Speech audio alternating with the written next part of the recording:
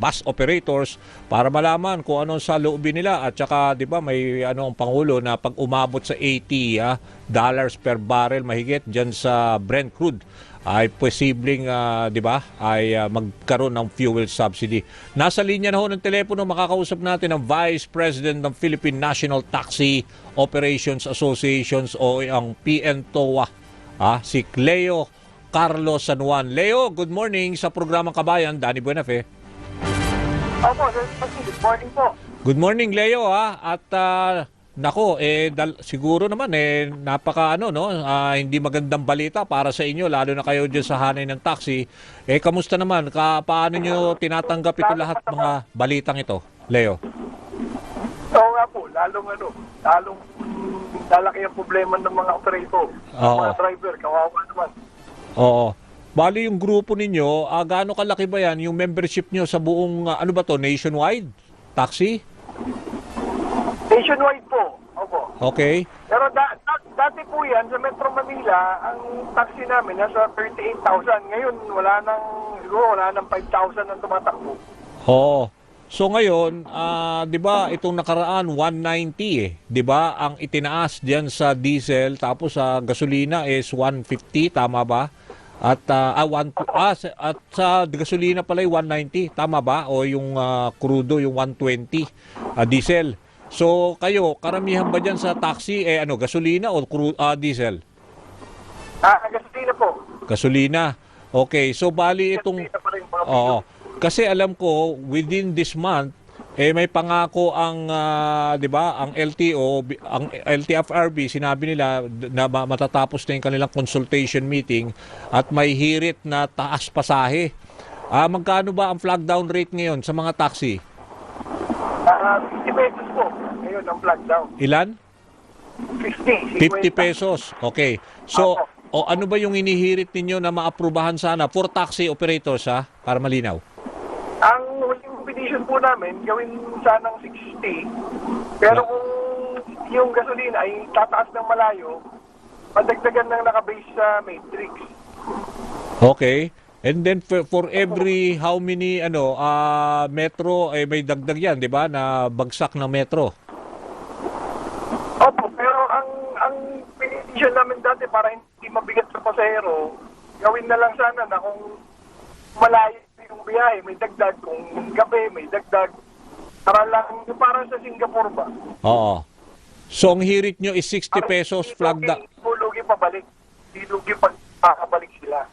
So, ang hirit nyo is 60 pesos flag down rate. Pero for now, di ba, apektado kayo dahil marami na rin yung mga TNVS, di ba? Yung mga Grab, yung mga iba, mga InDrive, di ba?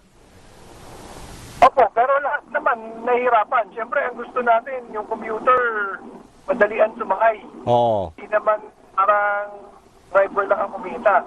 Oo. So, dito tayo para gawing convenient yung experience ng riding public. So, ang gusto natin, siyempre, happy yung driver, happy yung operator, happy lahat. Okay, so kayo ba, siyempre gusto nyo rin magkaroon ng fuel subsidy, di ba? Diyan sa mga taxi operators at taxi drivers na malaking tulong din sa inyo. Kasi if ever nga yung merong benchmark na inaabot ang gobyerno, kung umabot sa $80, pero halos ganun na baka may epekto na yan, malaking tulong ito sa inyo. For now ba, Leo, magkano ang nababawas sa take-home pay ng bawat ordinaryong taxi driver? Sa totoo, sa ngayon, baka hindi na sila nakaka 1,000. Kaya marami na nga pong ayaw ng bumiyahe ng taxi. Ganun ba? Oo. Ang naubos na ang Oo. Pag sinabi mong driver namin. pag sinabi mong hindi umaabot, mga magkano na lang yung average take home pay nila, let's say ilang oras na pagmamaneho yun? Let's say Metro Manila. Huli po namin na tanong sa mga drivers sa 10 hours nila, nahirapan na sila makakuha ng mga 700. 10 hours na pamamasada. Tama? Opo. 10 hours tapos mga hindi na halos umabot, pinaka-maximum na ang 700 pesos per day? Opo, unless makatamba siya ng, siyempre, minsan may nagtitip ng malaki. Oo. Saka may makatamba siya ng malayong biyahe.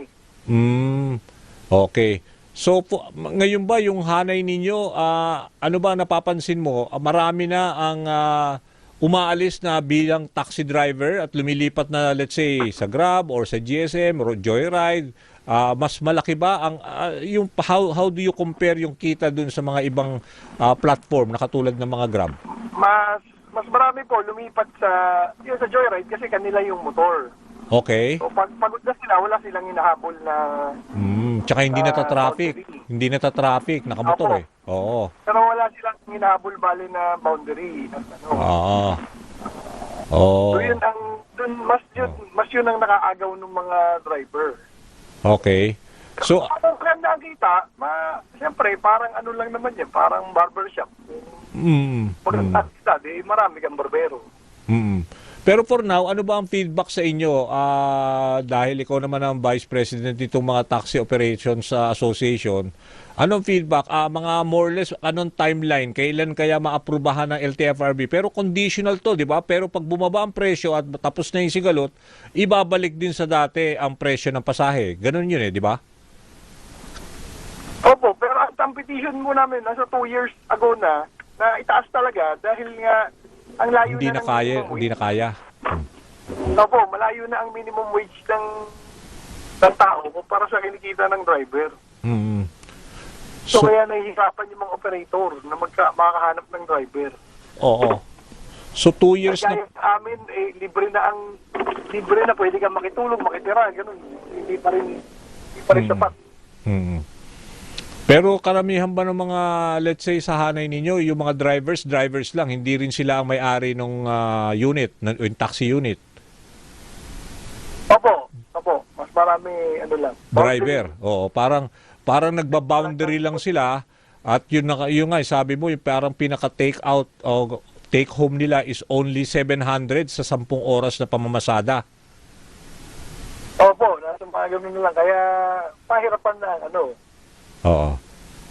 Pero wala ka pang alam na feedback sa mga sa mga network ninyo. Kung kailan. Oo. Bill increase, hindi pa rin naman kami pinatawag ulit. Oo. Dati, pag nag-file kami, nag-consult naman sila sa amin agad.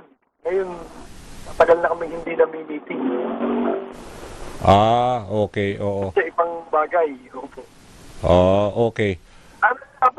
Maayos agad dahil kawawa yung mga driver. At syempre, mahirapan yung pasahero. Kasi, mawawalan ka mababawasan ng options mo ng pagbiyahe. Okay. So, Sige. pasahero. Oo.